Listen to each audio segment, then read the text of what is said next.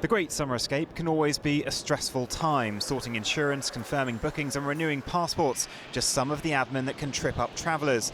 But in the pandemic, even when you've sorted out the testing and foreign forms, the ever-changing traffic light system can still play havoc with your holiday. Significantly, France has been moved from Amber Plus to simply Amber, meaning fully vaccinated passengers returning to the UK will no longer need to quarantine. 4 countries, including India, are moved to Amber from the red tier, and the green list is expanding. 7 countries will be added, including Germany, Austria and Norway. But Mexico is amongst the countries moving from the amber to the red list, meaning the estimated 6,000 British tourists there have until 4 a.m. Sunday to get back to the UK or face paying for 10 days of hotel quarantine.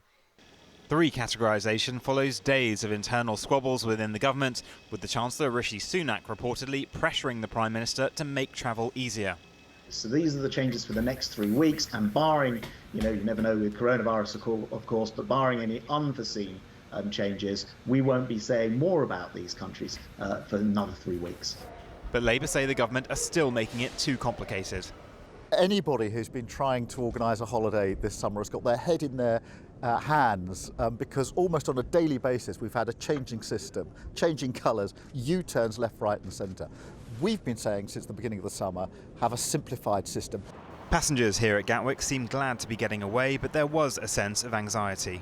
There's no simple, straightforward, like a flow chart that says if you've been vaccinated, this is what you need to do. If you haven't been vaccinated, if you're under a certain age. Once I'm there, then I'll be fine. But it's all the bits beforehand is quite stressful, I have to say. It takes a long time to do things, but it'll be fine. Even with work, not knowing whether to take time off right to the last minute, whether we were going to be able to go abroad. So it's something we've been looking forward to for so long. We're just glad that we're finally here now and able to actually get it done. We kept saying hopefully we'll go on holiday, but it might change. So even as last night when we were packing, we were like, fingers crossed.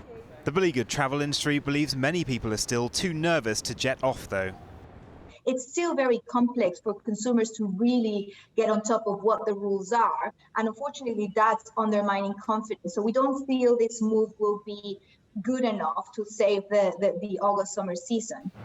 But even if the British government relaxes its rules further, it doesn't necessarily mean foreign governments will do the same to welcome us in.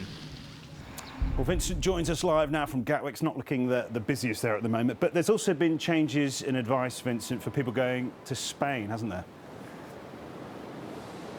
Yeah, well, there's a lot of relief that Spain has stayed on the amber list because there was rumours it was going to go up to amber plus. But with France now coming off that plus list, it's effectively been abolished. It had been criticised for being too complicated, so things are a bit more simple now. But for people coming back from holidays to Spain, there is a change. They're being told they now need to use the PCR test, not the lateral flow test, which is more accurate, but of course that PCR test also more expensive. And I've got to say, as you mentioned, I've been here all day. It is pretty quiet at Gatwick in what should be one of the busiest travel weeks of the year. But we have seen 1 or 2 people who arrived here, didn't have their forms correctly done that the Spanish government required, and so they were actually turned away from their flight. The assistants here aren't always able to help. So if you are planning to travel, just double check all those forms before you come to the airport. Vincent, thanks for that.